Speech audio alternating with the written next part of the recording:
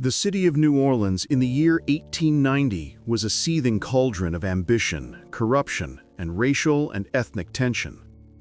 It was the largest and most economically vital city in the American South, a bustling port where the old world met the new in a chaotic, often violent embrace. The air hung heavy with the scent of the Mississippi River, magnolias, and the promise of immense wealth for those ruthless enough to seize it. But beneath the surface of this vibrant cosmopolitanism lay deep, festering divides. The end of Reconstruction had reasserted white political control, but the city's demographics were shifting dramatically.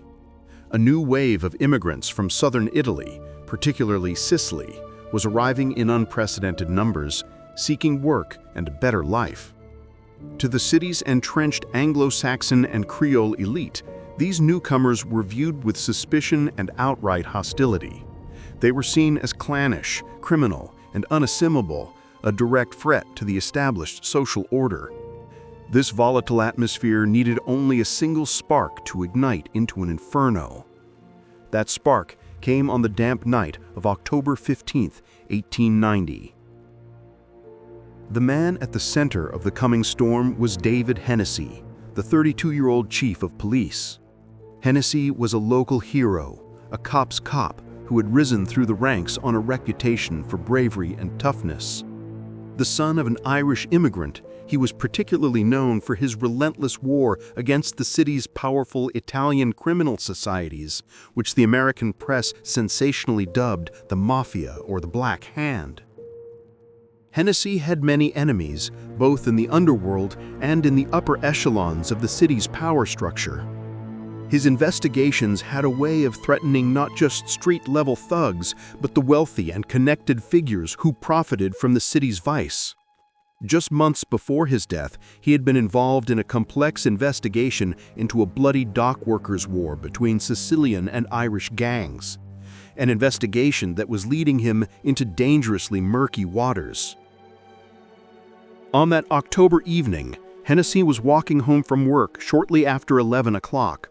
He had just left a police station on Giroux Street and was cutting through the dimly lit streets toward his home on Basin Street.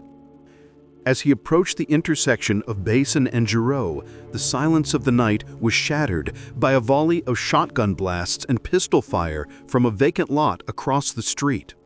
Hennessy struck multiple times, drew his revolver, and returned fire into the darkness before collapsing onto the sidewalk. The sound of running footsteps faded into the night. Neighbors, alerted by the gunfire, rushed to his side. Finding him grievously wounded but conscious, they carried him into his home. As a doctor was summoned, a crowd began to gather outside. According to the legend that would instantly solidify, a friend leaned in and asked the dying chief who had shot him. Hennessy's whispered reply, depending on the account, was either "the Dagos did it" or "Dagos." In some versions, he was more specific, allegedly saying, "They have given it to me, and I gave them back the best I could." This deathbed accusation, whether real or manufactured, became the catalyst for everything that followed. It was all the evidence a city already primed for anti-Italian hysteria needed to hear. David Hennessy died at 9:30 the following morning. The reaction was immediate and furious. Mayor Joseph Shakespeare, a political enemy of Hennessy's who now saw an opportunity, offered a massive reward for the capture of the assassins and made a public declaration that shook the city. "We know what to do with such people. We know how to protect society against the Mafia." The press, particularly the New Orleans Times-Democrat and the Daily Picayune, fanned the flames with inflammatory headlines and editorials that portrayed the entire Italian community as complicit in a vast criminal conspiracy. They painted a picture of a secret Sicilian society so powerful and insidious that it had dared to assassinate the city's top lawman in a brazen act of war. The police investigation, under immense public and political pressure, moved quickly and with a singular focus. Their attention turned immediately to a group of Sicilian immigrants, many of whom were involved in the fruit import business on the docks, a business rife with territorial disputes and violence. Hennessy's work on the dock workers' conflicts made them prime suspects. Within days, dozens of Italian men were rounded up and thrown into the parish prison. The arrests were based on flimsy evidence and coerced testimony, but due process was an afterthought in the face of public outrage.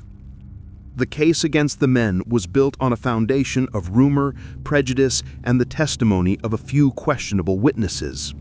The most critical was a young boy who claimed to have seen the shooting from a window. His story was inconsistent and changed under coaching from police and prosecutors. Other witnesses emerged with tales of overheard conspiracies in Italian coffee houses.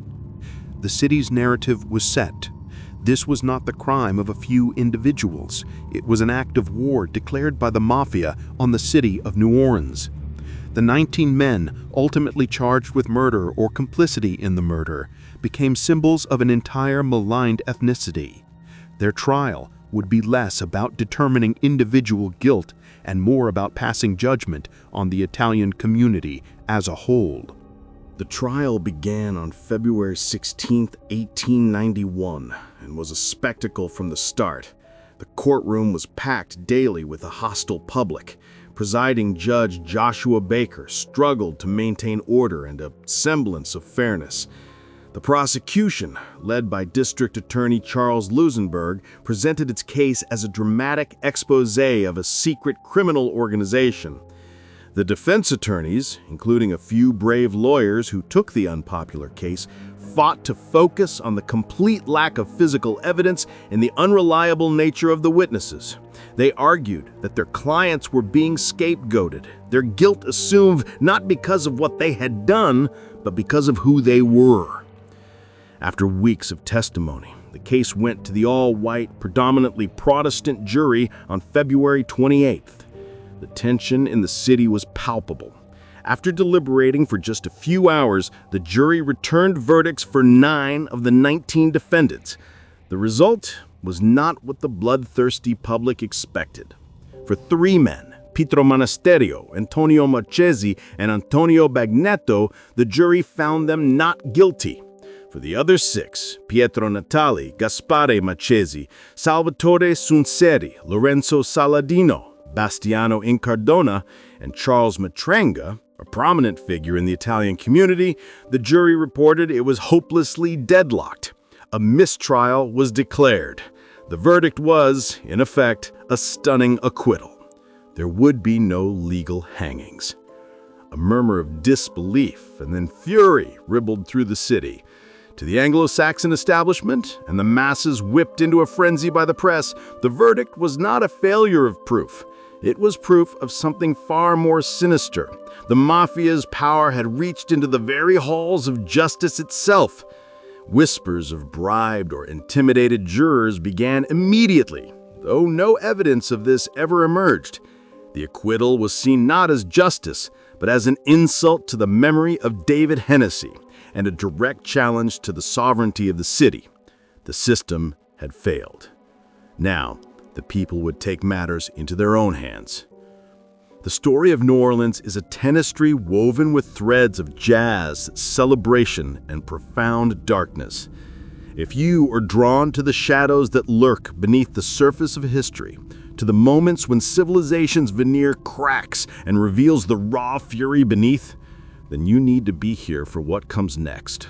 Subscribe to the channel and hit the bell. The most infamous lynching in American history is about to begin, and we are going to examine every chilling detail.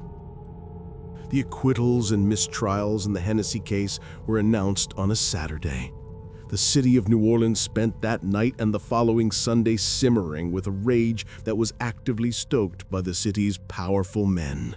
The press howled with indignation. The Daily Picayune declared the verdict proved the jury was either corrupt or imbecile, openly accusing the mafia of suborning justice.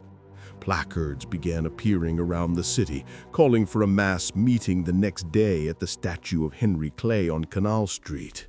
They were signed by a mysterious committee, but their origin was clear. They had the backing of the city's commercial and social elite. The morning of Monday, March 14, 1891, dawned with a sense of impending violence. Businesses were shuttered. By 10 o'clock, a crowd of thousands had gathered at the foot of the clay statue. It was not a mob of unruly rabble. It was a cross-section of the city's respectable white citizenry. Businessmen, lawyers, doctors, clerks. They were well-dressed and grim-faced, their anger cold and deliberate. From the statue, a series of prominent citizens gave incendiary speeches. William Parkerson, a former district attorney and one of the most famous lawyers in the South, stood before the crowd. He was a man of immense stature and oratorical power, and he channeled the crowd's fury into a focused purpose. "When the law is powerless," he thundered, "the rights delegated by the people are relegated back to the people, and they are justified in doing what the law has failed to do." He called for the formation of a committee to ensure justice was served. This was not a call for a random riot. It was a call for organized populist execution. The crowd roared its approval.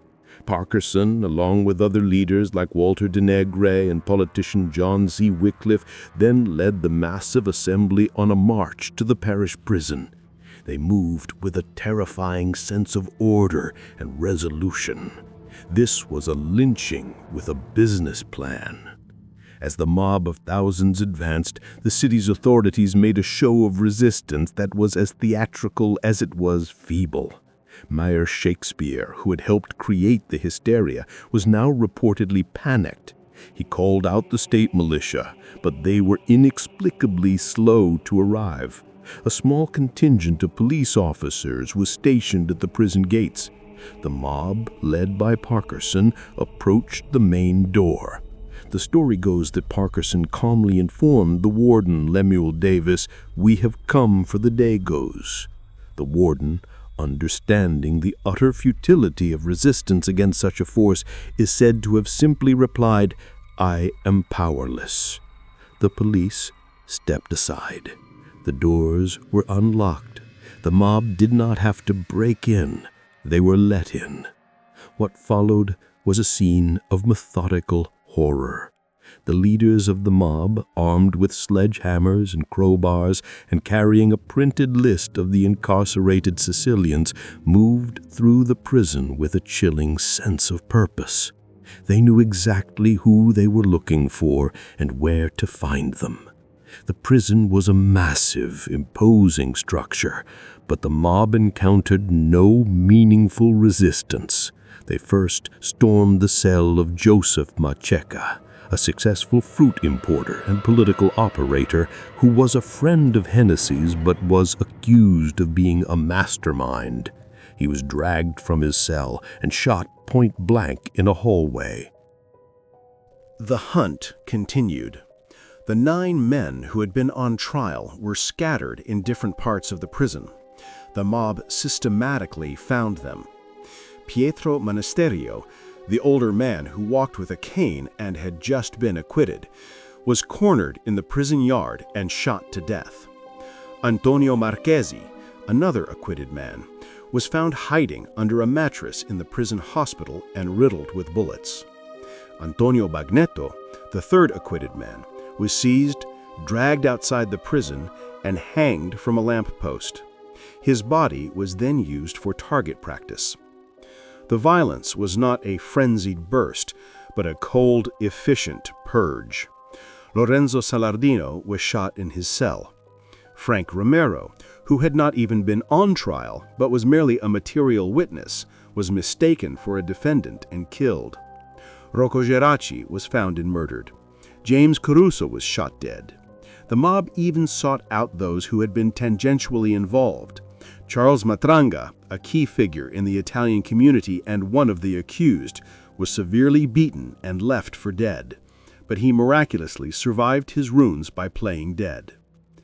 The most gruesome fate was reserved for 2 men found hiding in a cramped 4th-floor cell. Emanuele Polizzi and Gaspare Marchesi were discovered cowering together. The mob opened fire, killing them both in a hail of gunfire. The cell was so small and the shooting so intense that the walls were later described as being literally painted with blood and human tissue. The entire operation took less than 20 minutes. By the time the state militia finally arrived on the scene, the killing was over. The mob, its work complete, began to disperse calmly. 11 men were dead. Their bodies lay where they fell, in the prison corridors, the yard, and hanging from the lamppost outside. The militia did not arrest a single person. There was no attempt to stop the departing executioners. The leaders of the mob walked away as heroes. The aftermath was characterized by a brazen and almost universal approval from the white establishment. The press celebrated the lynching as a necessary act of civic duty. The New Orleans State's newspaper ran the headline, "Italian assassins duly dealt with by the citizens of New Orleans. 11 of the mafia fiends were thus put to death. Let the good work go on." The Daily Picayune praised the sober, determined, and fearless men who had carried out the executions. Telegrams of congratulations poured into the city from all over the country, applauding New Orleans for taking a stand against foreign criminality. A grand jury was convened to investigate the lynching. Its findings were a masterpiece of whitewashing. It concluded that the lynching was the work of 64 unidentified men and commended the prompt and determined action of the best elements of the city for avenging Hennessy's murder. William Parkinson and the other ringleaders were never charged. They were feted as celebrities. The message was clear. Some lives were worth less than others, and some forms of murder were not crimes, but civic virtues. The lynching sent a shockwave through the Italian community in New Orleans and across the United States. It was a stark demonstration of their vulnerability and their second-class status in America. For the families of the 11 murdered men, there was no justice, only silence in terror. But the story was not over.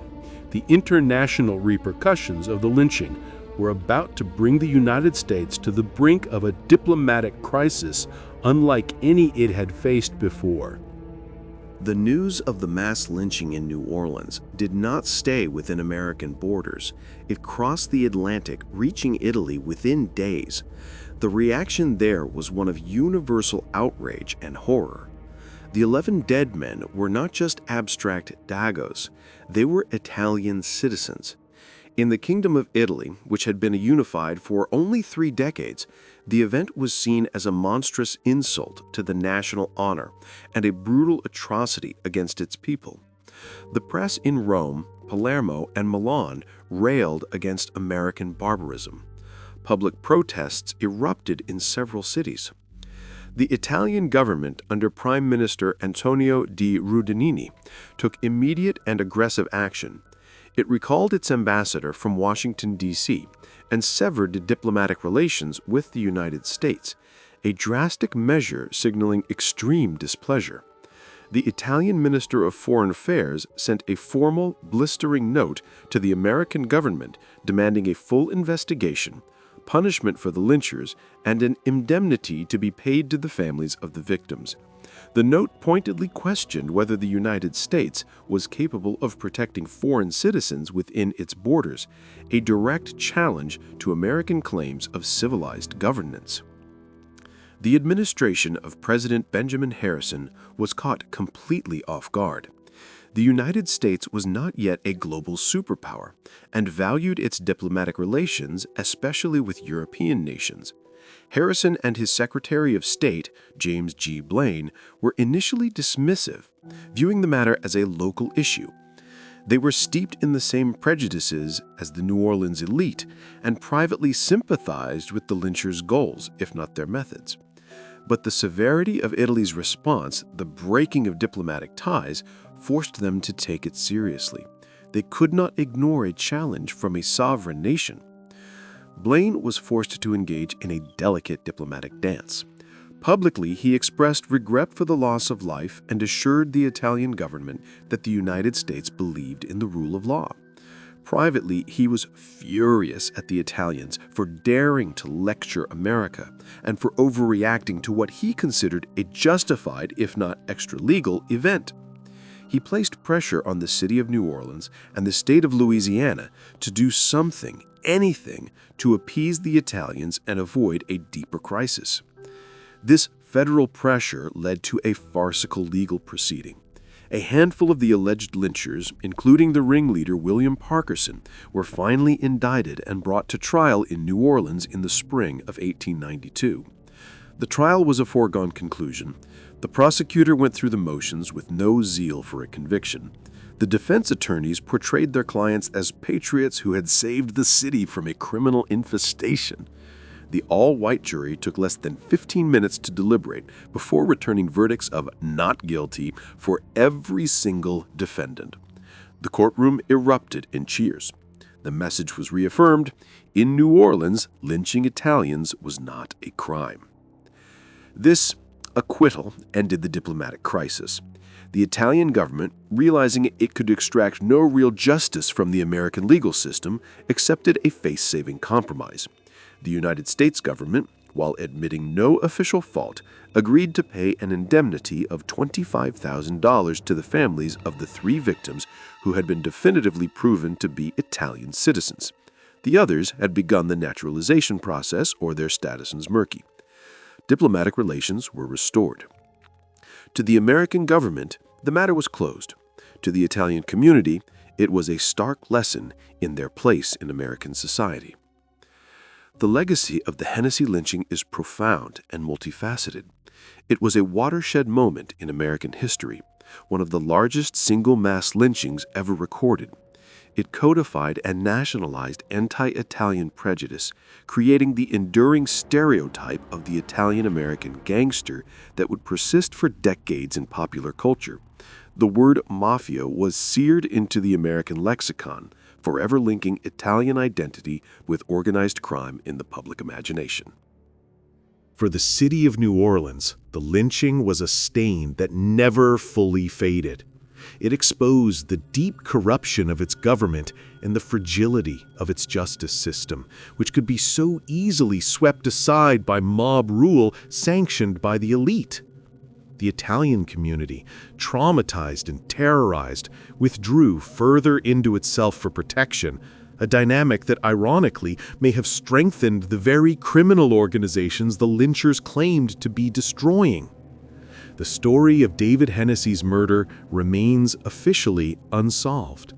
Historians have debated for over a century who was truly responsible. Some maintain the Sicilian organized crime theory.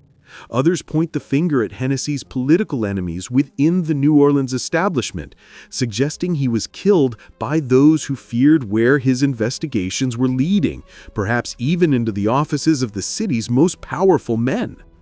They posit that the Sicilian immigrants were the perfect scapegoats, their guilt preordained by the prejudices of the time.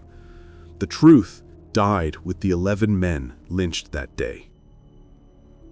The lynching in New Orleans stands as a terrifying example of how a combination of ethnic prejudice, media sensationalism, political opportunism, and economic anxiety can combust into extraordinary violence. It is a story about the failure of justice at every level, local, state, and federal. It is a reminder that the rule of law is a thin veneer, and that the call of the mob, when endorsed by authority, can drown out the voices of reason and humanity. The 11 victims, Joseph Meschica, Antonio Marchesi, Pietro Monasterio, Antonio Bagnetto, Frank Romero, James Caruso, Rocco Geraci, Lorenzo Saladino, Emanuele Polizzi, Gaspare Marchesi, and Charles Patorno were denied their day in court, their lives extinguished, not for what they were proven to have done, but for what an angry city needed them to be. History is not just about the stories we tell. It's about the truths we choose to ignore. The echoes of that mob in New Orleans still resonate today. If you are committed to uncovering the full, unvarnished story, to understanding how the past shapes our present, then your place is here with us. Subscribe to the channel and ring the bell for notifications. We are dedicated to bringing America's hidden histories into the light, one dark chapter at a time.